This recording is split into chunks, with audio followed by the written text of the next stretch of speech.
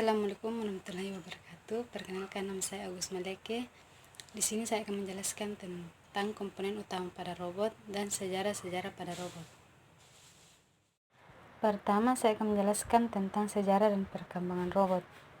Awal munculnya robot dapat diketahui dari bangsa Yunani kuno yang membuat patung yang dapat dipindah-pindahkan. Sekitar 270 BC, Ctesippus, seorang insinyur Yunani, membuat organ dan jan air dengan komponen yang dapat dipindahkan.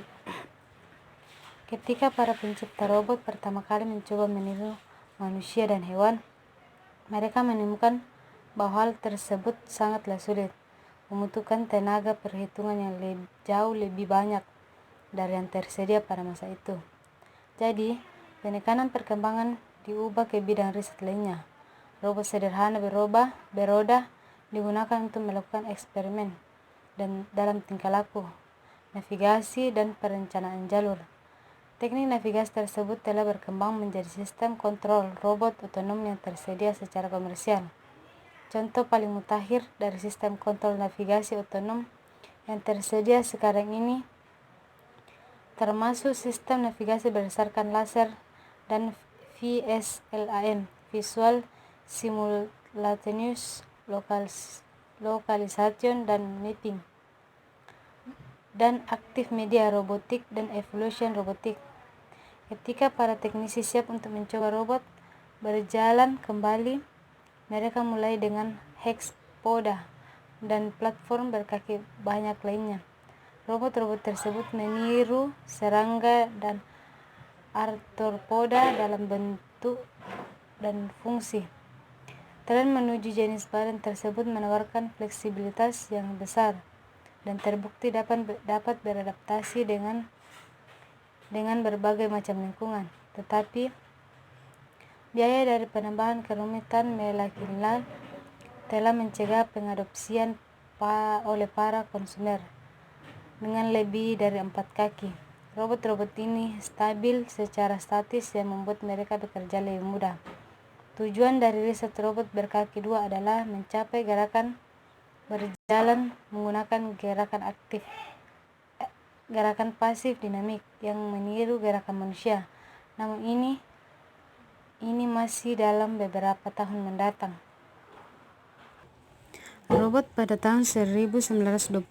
Ide robot bukanlah hal yang baru. Cukup lama manusia memimpikan adanya mekanik pintar yang dapat menggantikan tugas manusia, menemukan mainan dan peralatan otomatis yang kemudian menginspirasi robot dalam bentuk gambar, cerita, dan film, menjadi awal dimulainya perkembangannya. Istilah robot pertama kali dipakai tahun 1920 oleh penulis Czech Karel Čapek dibaca Kopek dengan karyanya RUR atau Rossum's Universal Robot, di mana seorang laki-laki membuat robot dan robot membunuh penciptanya. Banyak kemudian film menggambarkan robot sebagai alat yang tidak bersahabat atau sebagai mesin perusak yang berlawanan dengan arti robota dalam bahasa Czech yang berarti pekerja paksa. Beberapa film terkenal seperti Star Wars tahun 1977 dengan menampilkan robot C-30PO dan R2-D2 justru menampilkan robot sebagai pembantu manusia sekaligus juga musuh manusia. Robot dalam film ini telah menyerupai manusia atau istilahnya android. Pada tahun 1941, barulah istilah robotik digunakan dalam teknologi robot oleh penulis fiksi ilmiah Isaac Asimov. Dia juga memprediksi akan munculnya robot-robot industri canggih di masa datang. Jika kita lihat hari ini, maka apa yang dibayangkan olehnya terbukti, di mana begitu pesatnya perkembangan robot-robot industri saat ini. Istilah revolusi robot X atau era robot sudah menjadi hal biasa untuk menjelaskan perkembangan itu. Robotik diterima sebagai istilah atau kata untuk mendeskripsikan semua kemajuan teknologi yang berhubungan dengan robot pada tahun 1956. George Deville dan Joseph Engelberger membentuk perusahaan robot pertama kali tahun 1956. Deville memprediksi robot akan menjadi bagian penting di industri sebagai operator pabrik dan membantu pekerja dalam menjalankan mesin-mesin pabrik. Beberapa tahun kemudian, atau tepatnya 1961, General Motor pertama kali digunakan robot untuk pabrik otomotifnya. Robot industri kemudian berkembang dan mulai banyak digunakan tahun 1980 oleh perusahaan selain otomotif, di mana perkembangan elektronik dan komputer membuat robot modern lahir. Kemudian robot pada masa sekarang. Bentuk robot seperti manusia tidak lagi diperhatikan meski perkembangan robot android atau humanoid tetap berlangsung dan mengalami penyempurnaan. Kini robot adalah pekerja industri atau berupa tangan dan lengan yang dikontrol oleh komputer dan dapat dirubah fungsinya dengan mengedit program robot. Bentuk robot industri ini lebih dikenal sekarang dibanding robot menyerupai manusia. Pertanyaannya, sekarang apakah robot akan menggantikan manusia? Kemampuan robot untuk melakukan semua pekerjaan manusia masih jauh lebih baik dari sistem keterampilan dan kecerdasan maupun kebebasannya. Robot sekarang adalah model industri, bukan android, dan kita tidak bisa menyamakan kecerdasan ke robot karena ia bekerja berdasarkan perintah yang dimasukkan oleh manusia sebagai program. Robot bisa melakukan semua gerakan manusia seperti mengambil, menyentuh, menarik, dan lain-lain. Tapi robot tidak bisa berpikir. Ilmuwan dan insinyur mencoba mengembangkan kecerdasan buat robot AL atau Artificial Intelligence. Tapi untuk membuat robot berpikir seperti layaknya manusia masih sangat jauh. Kemampuan robot untuk melakukan gerakan manusia sangat membantu di dunia industri seperti industri mobil, proses pengelasan, perakitan, pemindahan, dan banyak lagi.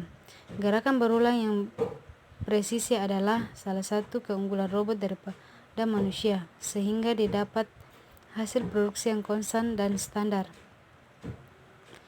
Robot industri harus diprogram untuk melakukan semua step gerakan atau kerja sebelum digunakan. Tahap awal ini bisa disebut merangkai atau membangun pola berpikirnya robot.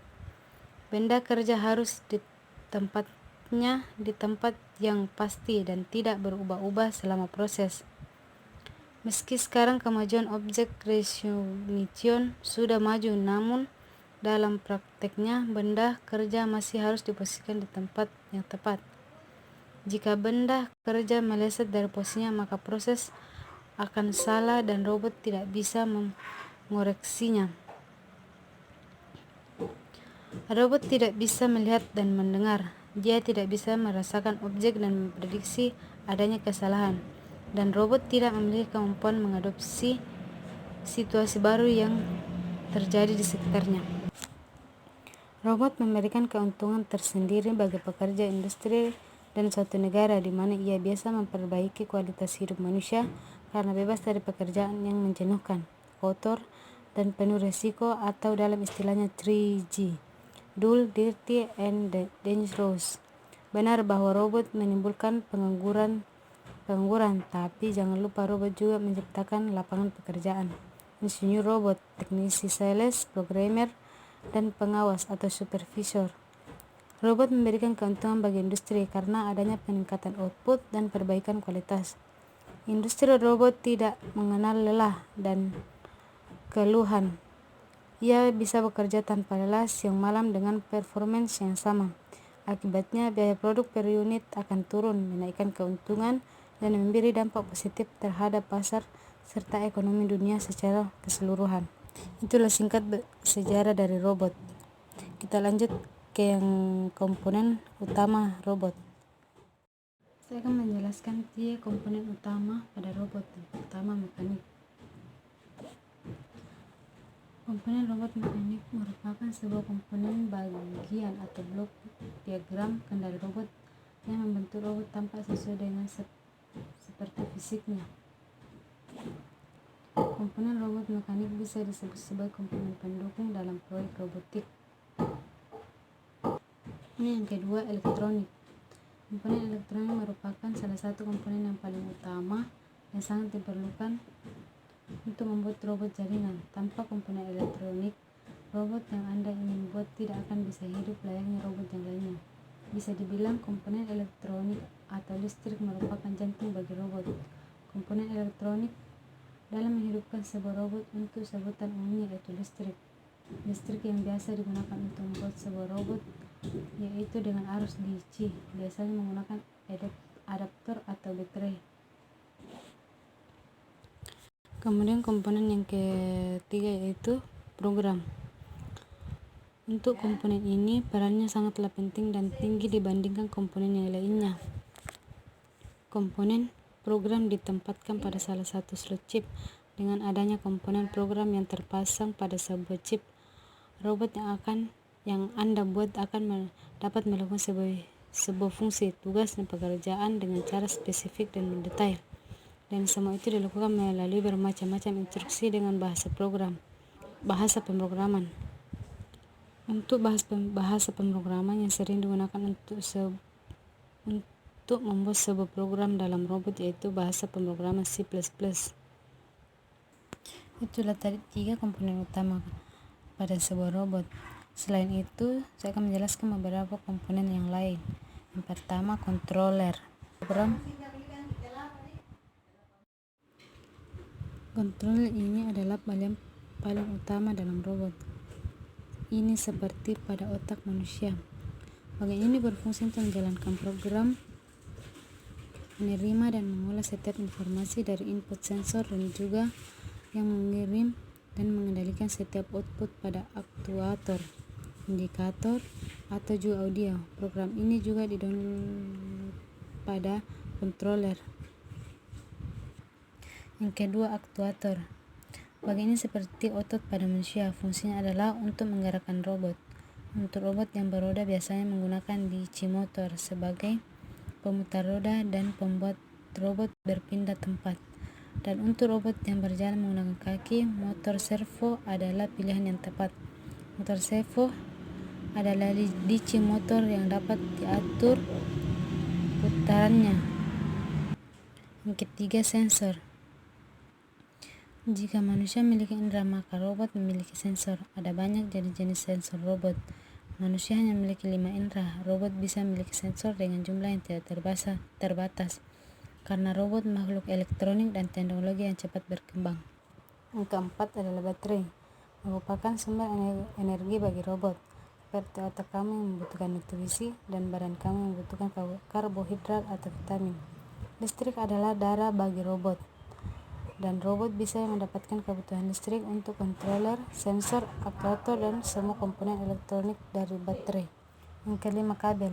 Jika sebelumnya baterai seperti darah, maka kabel ini seperti urat jalan mengalirnya darah pada setiap komponen pada robot, dan juga sebagai saraf yang menjadi jalan data untuk input dan output pada robot. Kemudian yang keenam, frame.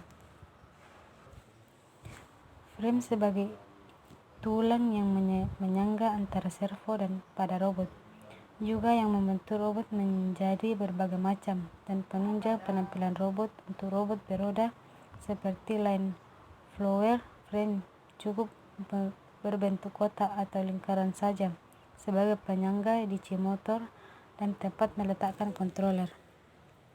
Kemudian yang ketujuh, kasis. Rangka utama pada robot biasanya menjadi badan bagi isi robot. Biasanya sebuah kasis pada robot dipasang sebagai berbagai macam frame dengan jumlah yang lebih banyak. Kemudian yang terakhir yaitu support, adalah komponen pendukung terbentuknya robot seperti baut dan mur dan lain-lain. Itulah beberapa komponen yang lainnya selain dari 3 komponen utama pada robot. Sekian, terima kasih. Itulah tadi penjelasan saya mengenai beberapa komponen utama robot dan sejarah robot. Jika ada kesalahan mohon dimaafkan. Assalamualaikum warahmatullahi wabarakatuh.